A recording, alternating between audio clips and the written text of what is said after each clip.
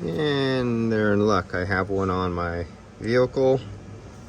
We have our little Amrad here, made in America.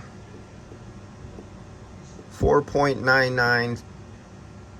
And what does it call for? 5. So we got our 5 right here.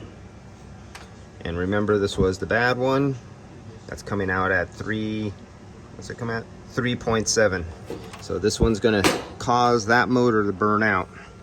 So since I'm here taking care of the short, we will take care of the capacitor problem. But that has nothing to do with the low voltage blowing the fuse. Still got to find that.